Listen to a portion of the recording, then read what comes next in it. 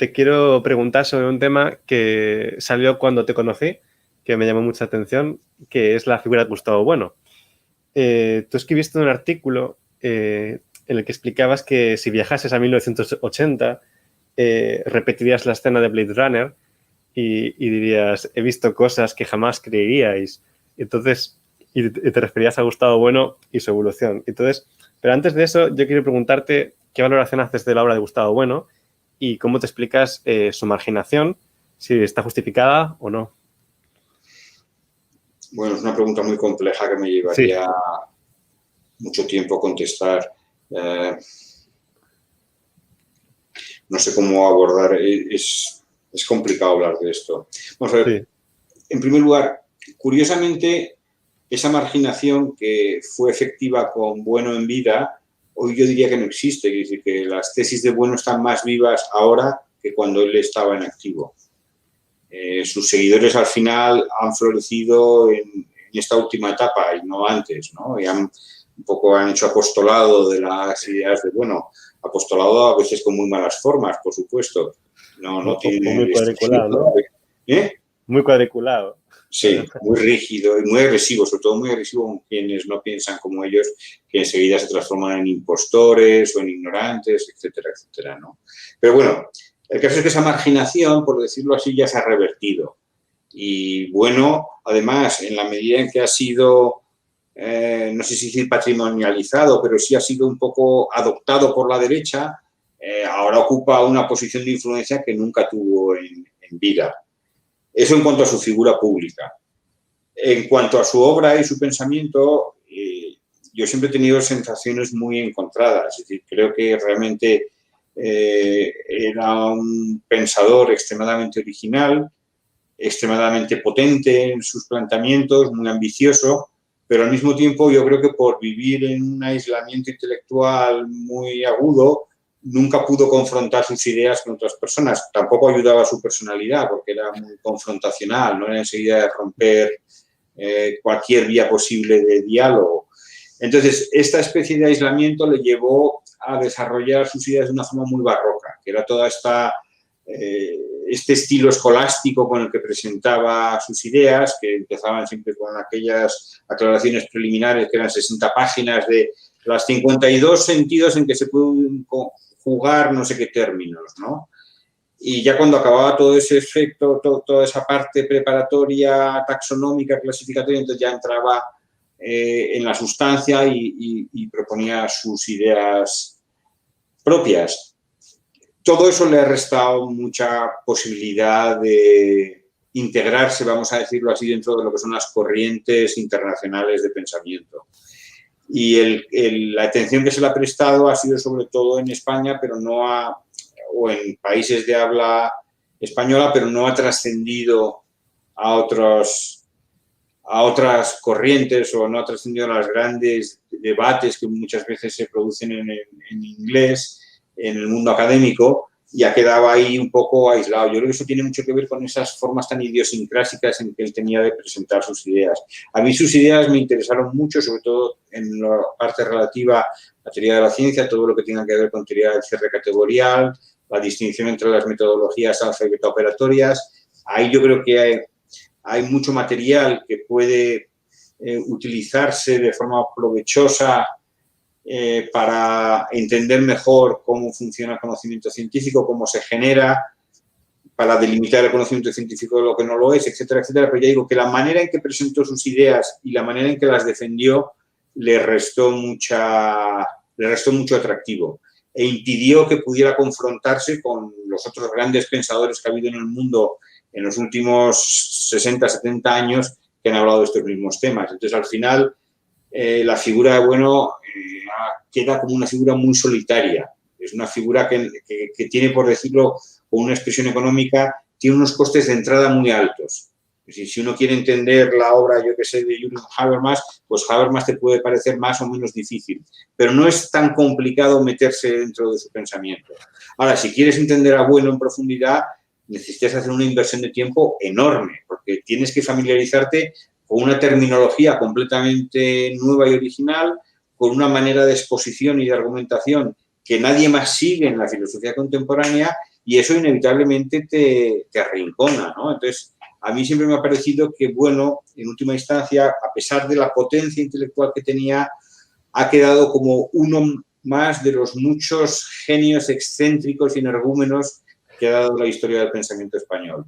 Que hemos tenido muchas personas de una originalidad brutal, pero que no han sabido dialogar con sus contemporáneos, que no han sabido domesticar un poco sus ideas y hacerlas digeribles a los demás, y por tanto quedan como islas aisladas dentro de un océano muy amplio, ¿no? Esa es la impresión que tengo sobre Bueno, que se puede ampliar a otros muchos pensadores, pues yo que sé, a García Calvo, a Eugenio Trías, a Agustín García Calvo, muchos, ¿no? Y es una constante en la historia de España, es una constante que no podemos tener tradiciones intelectuales que no sean personalistas. Porque yo creo que el caso de Bueno y además el de su escuela que ha florecido ahora, yo no sé si es excepcional en el planeta Tierra, incluso. Es que además tiene un problema, yo añadiría que tiene un problema de evolución, digamos, que está como encorsetado y que es muy difícil hacer evolucionar al sistema de pensamiento. Pero bueno, yo lo que quiero plantearte, y ya te dejo, son dos cositas, que es profundizar un poco en la relación de su obra con cierta deriva derechista o boxista, porque claro, es un pensador que en su época fue comunista y que tiene declaraciones comunistas brutales, y sin embargo aparece esta relación quiero que me la comentes y quiero que me digas muy brevemente si crees que va implícita en su obra o no. ¿Qué relación encuentras? Bueno, hay una constante, a mi juicio, en la obra de Bueno, que es el rechazo visceral de cualquier forma de liberalismo político, ¿no? Es decir, de reconocimiento del pluralismo y cómo gestionar esa diversidad de opiniones. Entonces, ese rechazo de los valores clásicos del liberalismo los tiene tanto como comunista partidario del materialismo dialéctico, reformulado todo lo que uno quiera con los tres géneros de materialidad, etcétera, etcétera, como lo tiene después en la deriva neofalangista, o como queramos calificar a la deriva de su última etapa, ¿no?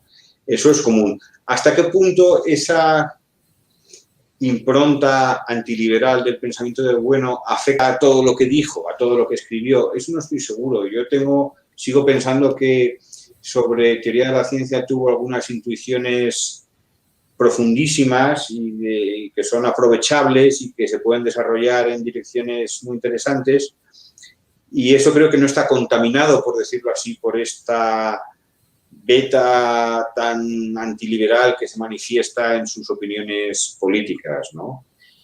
Yo creo que la transición se produce en el libro aquel de España frente a Europa. Ahí es donde se ve la primera señal de que el comunismo se va a transformar en un nacionalismo español muy exacerbado, y desde ahí yo creo que el declive es evidente, ¿no? Yo creo que no vuelve a escribir ningún libro con la potencia de los que había escrito antes de España frente a Europa. Entonces, esas preocupaciones políticas van ocupando una atención cada vez mayor en su obra, y yo creo que ahí la obra pierde fuste, pierde interés, porque yo creo que no era un tipo que fuera especialmente perceptivo para analizar la política. De hecho, sus opiniones políticas son muy gruesas, son muy esquemáticas, aplica como un molde ya que tiene prefabricado, y yo ahí encuentro muy poco de interés, muy poco de interés. Entonces ya digo que en la medida en que eso fue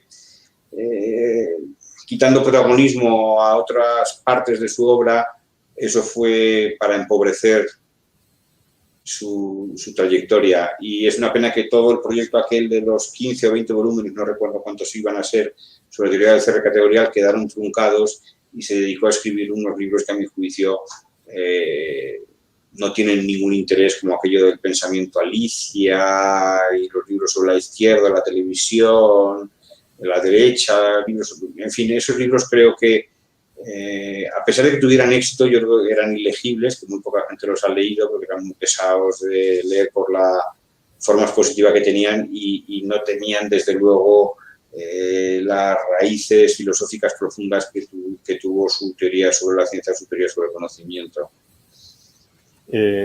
Yo creo que es muy raro encontrar a alguien que tenga esta opinión y que haya leído a Bueno y que lo valore.